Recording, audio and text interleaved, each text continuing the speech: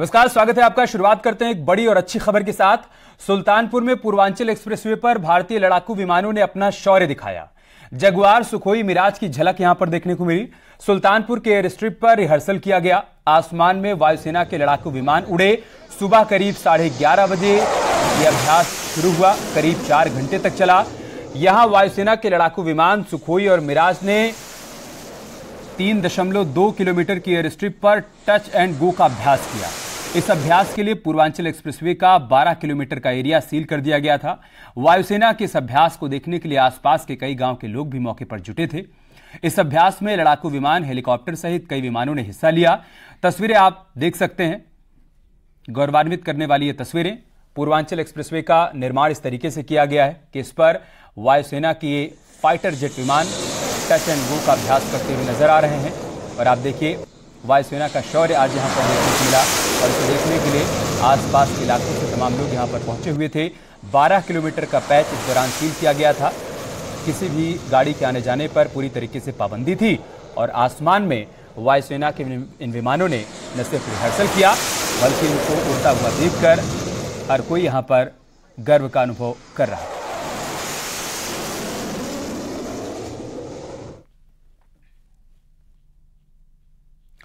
उधर पटना में विपक्षी दलों की बैठक पर बीजेपी नेता मुख्तार अब्बास नकवी ने कहा है कि यह गठबंधन नहीं, पुरानी गठरी में नई गांठ है।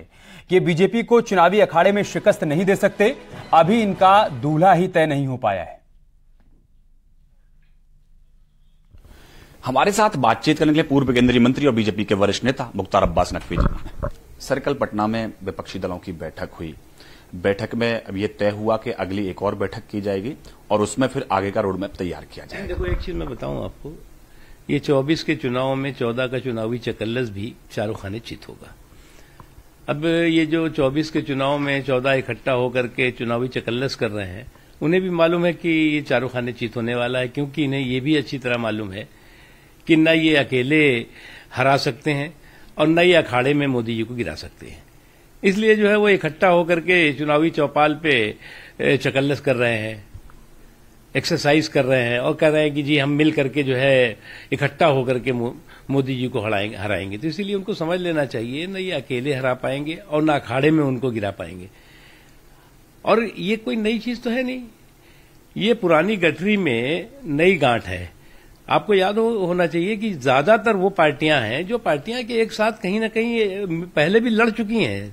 2014 रहा हो, 2019 रहा हो, सब मिल के लड़े हैं अधिकांश इसमें से। और उसके बाद भी अभी चिक आपस में चल रही है।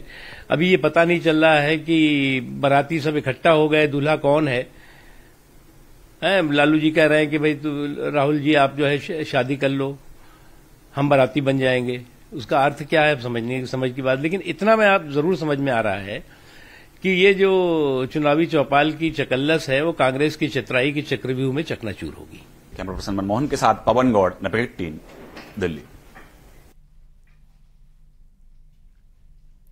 इधर मायावती ने संकेत दिए हैं कि 2024 में अकेले चुनाव लड़ने के मूड में है, लेकिन आरएलडी को अब भी आस है कि मायावती बड़ा दिल दिखाएंगी और समाजवादी पार्टी के साथ आएंगी। वो बहन जी का अपना फैसला है। मैंने जैसे पहले कहा, हम 19 मिल के साथ लड़े, 22 मिल के लड़े, हम लोकल बॉडीज लड़े, कहीं कहीं फ्रेंडली फाइट हुई है, हम 24 भी साथ लड़ने को तैयार हैं। और अखिलेश यादव और जयंत चौधरी दोनों लड़े थे, तो आमने सामने लड़ाई हुई। लड़ाई तो सीधी सीधी बहन जी तो एक ही सीट पर रह गई थी। ठीक है, उनका एक वोट बैंक है, उनकी एक अपनी फॉलोइंग है, मैं उसको फैन फॉलोइंग को मानता हूं।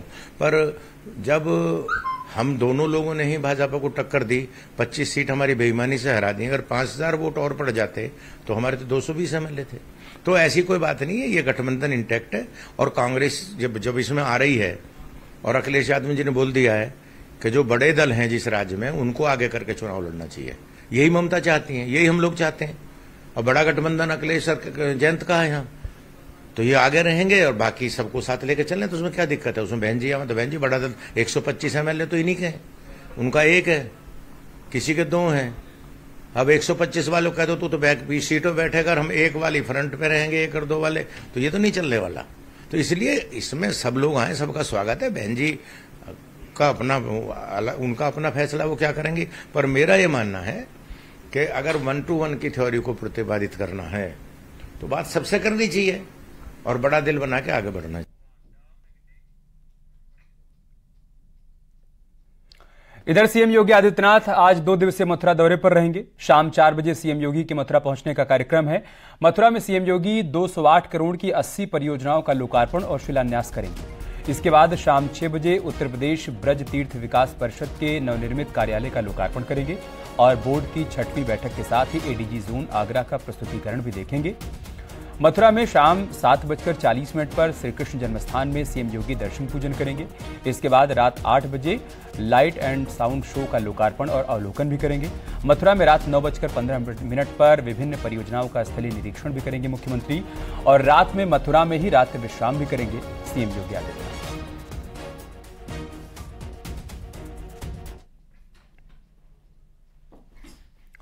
मुख्यमंत्री योगी आदित्यनाथ का एक ऑफिस मथुरा में भी तैयार हुआ है। मुख्यमंत्री ब्रज तीर्थ विकास परिषद के कार्यालय में बैठेंगे।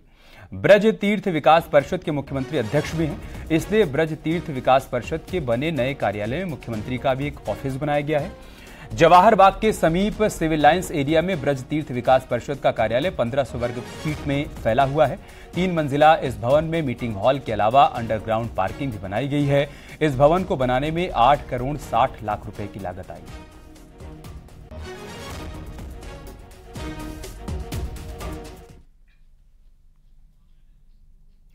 इधर मथुरा की सांसद हेमा मालिनी ने फुट ओवर ब्रिज का उद्घाटन किया। इस ओवरब्रिज के जरिए यात्री एक प्लेटफॉर्म से दूसरे प्लेटफॉर्म तक आसानी से जा पाएंगे, जिससे किसी भी तरह की रेल दुर्घटनाएं नहीं होंगी। सांसद हेमा मालिनी का रेलवे के अधिकारियों और स्थानीय लोगों ने स्वागत भी किया और मौके पर विधायक राजेश चौधरी भी मौजूद थे।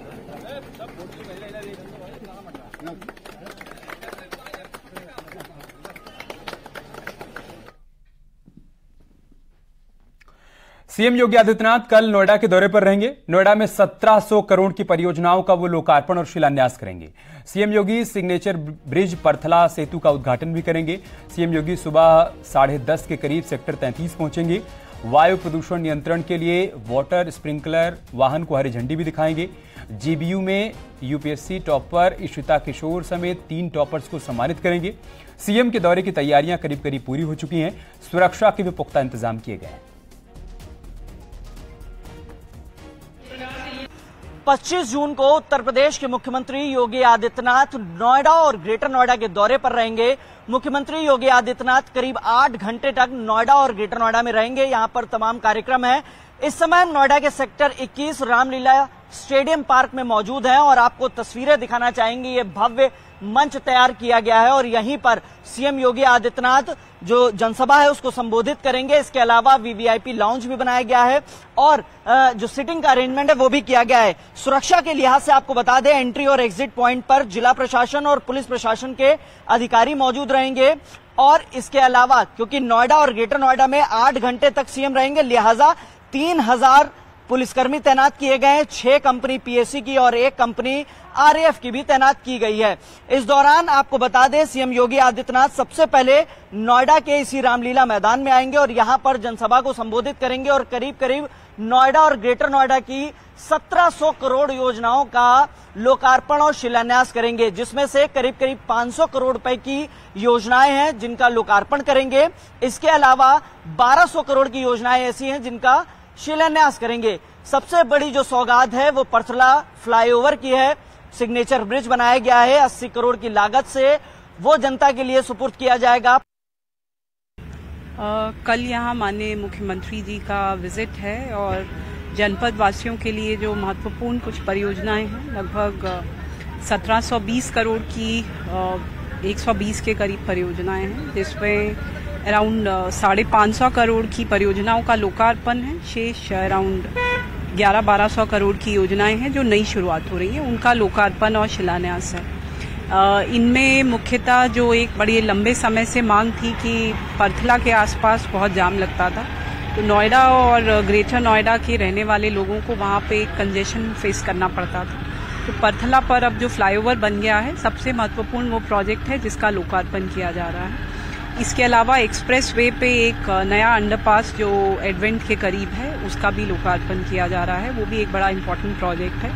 शिलान्यास में सबसे महत्वपूर्ण जो दोनों शहरों के सॉलिड वेस्ट मैनेजमेंट की प्रोसेसिंग के लिए 2 प्लांट्स यहाँ लगाए जाएंगे। एक बायो सीएनजी आधारित होगा, एक टॉरिफाइड कोल आधारित प्लांट होगा जो एनटीपीसी के द्वारा लगाया जाएगा। तो इन 2 परियोजनाओं का शिलान्यास किया जाएगा। इसके अलावा इंडस्ट्रियल सेक्टर से रिलेटेड, बेहतर जलापूर्ति से related, waste to wonder park है, एक बड़ा वेदास पे आधारित हमारा वेदवन पार्क है जिसका लोकार्पण किया जा रहा है। और ग्रेटर नोएडा में मुख्यतः जो ग्रेटर नोएडा वेस्ट के लोग हैं उनकी लंबी समय से मांग थी कि उधर भी एक ऑफिस खोला जाए। तो ग्रेटर नोएडा वेस्ट में नया अथॉरिटी का एक फील्ड ऑफिस बना है जहां ऑफिसर्स बैठेंगे। तो इस तरह के कई इंपॉर्टेंट जो पब्लिक इंपॉर्टेंस के प्रोजेक्ट्स हैं उनका लोकार्पण व शिलान्यास है। कुछ अन्य भी कार्यक्रम हैं। कैमरामैन योगी के साथ हिमांशु शुक्ला, न्यूज 18। ग्रेटर नोएडा के कासना में बनी ये देश की सबसे बड़ी रोबोट बनाने वाली मैन्युफैक्चरिंग यूनिट है। सीएम योगी आदित्यनाथ नोएडा के दौरे पर आ रहे हैं और उसी दौरे के बीच में वो इस रोबोटिक मैन्युफैक्चरिंग यूनिट का उद्घाटन करने वाले हैं। एडवर्ब टेक्नोलॉजी नाम की robotic factory 6 lakh square feet के क्षेत्रफल में बनी है। देश की सबसे बड़ी रोबोटिक मैन्युफैक्चरिंग यूनिट का उद्घाटन उत्तर प्रदेश के मुख्यमंत्री योगी आदित्यनाथ 25 जून को करेंगे। आपको बता दें, समय हम उसी रोबोटिक फैक्ट्री में हैं और आपको तस्वीरें दिखाना चाहेंगे किस तरीके से मेक इन इंडिया और स्टार्टअप इंडिया के तहत ये एक मिसाल के तौर पर देखी जा रही है। यहाँ पर जो भी काम है वो रोबोट्स करते हैं, रोबोट कमांड देते हैं और इस रोबोटिक फैक्ट्री की क्षमता 50,000 से ज्यादा रोबोट प्रतिवर्ष बनाने की है। सारा काम यहाँ पर रोबोट करते हैं। सिर्फ कमांड के तौर पर जो कमांड दिया जाता है वो यहाँ पर जो एम्प्लॉयज हैं जो यहाँ पर काम कर रहे हैं वो देते हैं। आपको तस्वीरें दिखाना चाहेंगे किस तरीके से यहाँ पर प्रॉपर जो सेटअप है वो पूरी तरीके से जो है वो हाईटेक सुविधाओं से लैस है। ये मैन्युफैक्चरिंग यूनिट हर साल 50,000 रोबोट बनाने की क्षमता रखती है। हाई लेवल पे हम लोग इस तरह पे तैयारी कर रहे हैं ताकि चूंकि इतना ये हमारे देश का सबसे बड़ा रोबोटिक्स फैक्ट्री है तो हम भी उस लेवल पे तैयारी कर रहे हैं ताकि इसका एक अच्छे और भव्य तरीके से इसका जो है इनॉग्रेशन किया जा सके। अच्छा, बात करें तो इस रोबोटिक फैक्ट्री में किस किस तरीके के रोबोट्स हैं? देखिए, हम एक वो भी देख पा रहे हैं कि ट्रेन नुमा एक रोबोट आ रहा है। इसका काम क्या है? सर, बेसिकली जो है ये सिस्टम है ASRS, this is automated storage and retrieval system. So ये क्या करता है कि हवा में स्टोरेज करता है। सो लाइक जैसे कि अभी देख रहे हैं, अभी ये जा रहा है कन्वेयर से, ये पैलेट लेकर गया, अब ये अंदर लेकर जाएगा। जिस बेस पर जहां से जिस हिसाब से कमांड दी जाती है वो वहां पर जाकर के ये इसको स्टोर करता है। अच्छा, इस फैक्ट्री की ये फैक्ट्री एक तो कितने बड़े स्केल पे, मतलब एरिया कितना है, कितने लोग यहाँ पर अभी फिलहाल काम कर रहे हैं और इसकी क्षमता कितनी है, कितने रोबोट्स बना सकती है साल में? तो सर बेसिकली जो है ये कंपनी जो है करीब 6 लाख स्क्वायर फीट पे है बनी हुई है और सालाना इसका जो उत्पादन जो क्षमता होगा वो 50,000 रोबोट जो है वो सालाना ही उत्पादन क्षमता इसकी है। कंपनी फिक्स्ड और फ्लेक्सिबल इंडस्ट्रियल रोबोट बनाती है। इन स्वचालित रोबोट में ऑटोमेटेड स्टोरेज और पैलेट शटल जैसे कई सिस्टम शामिल हैं। के रोबोट्स हैं, मतलब बेसिकली ये क्यूरोसिटी हर आदमी के उसमें रहती है जहन में। आप लोग जैसे हम लोग ये देख पा रहे हैं, एक ट्रेन नुमा चीज है जो वजन उठा के और रखकर, इस तरीके के और तमाम किस तरीके के रोबोट हैं, किस और हम लोग और रिसर्च एंड डेवलपमेंट में आपके जो विंग होगी हम लोग किस तरफ बढ़ रहे हैं? सर हमारे पास में एडवर्ब के पास में काफी बहुत हाई लेवल, बहुत ही उच्च कोटि की क्षमता है और हमारे पास बहुत वेरियस टाइप के रोबोट हैं। चाहे मैं बात करूं लाइक जैसे आपने देखा ASRS की बात करें, चाहे AMRs की बात करें, चाहे हम लोग ZPs की बात करें, तो चाहे हम लोग RGV की बात करें, so these are the robots name basically. So yes, we have multiple type of project like robots here. Robot की मांग दुनिया भर में बढ़ रही है। ई-कॉमर्स, लॉजिस्टिक और FMCG कंपनियों में रोबोट की डिमांड है। ऑस्ट्रेलिया, नीदरलैंड, सिंगापुर, यूरोप सहित दूसरे देशों में रोबोट का निर्यात होता है। न्यूज 18 के लिए ग्रेटर नोएडा से हिमांशु शुक्ला की रिपोर्ट।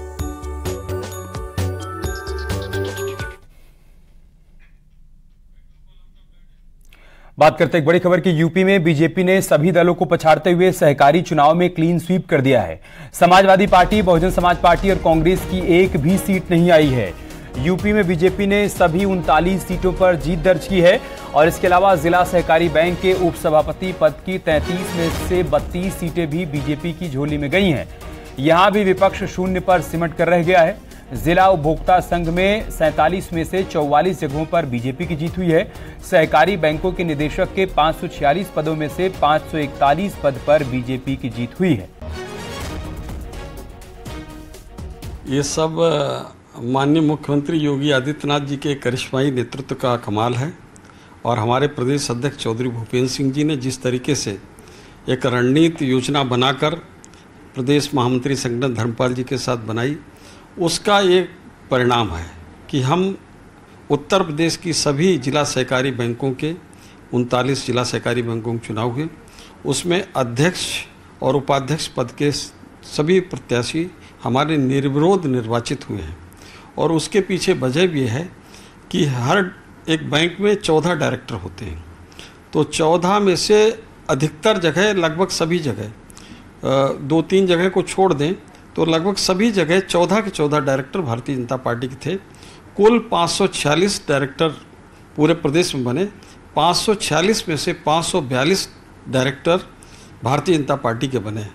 तो किसी विपक्षी दल के पास या किसी के पास नामांकन कराने के लिए भी कोई व्यक्ति नहीं था। समाजवादी पार्टी के पास एक भी डायरेक्टर पूरे प्रदेश में नहीं है, बसपा के पास एक भी नहीं है, कांग्रेस के पास एक भी नहीं है। कुछ 3-4 लोग हैं वो किसी न किसी तरीके से भारतीय जनता पार्टी से ही जुड़े हुए थे, लेकिन नहीं तय कर पाए, तो उस चक्कर में वो लड़ गए। ये परिणाम इसलिए बेहतर आया है कि लगातार भारतीय जनता पार्टी का संगठन नीचे सक्रिय है और माननीय अमित शाह जी जब से केंद्र में सहकारिता मंत्री बने हैं, उन्होंने अच्छी अच्छी योजनाओं का अंबार लगा दिया है।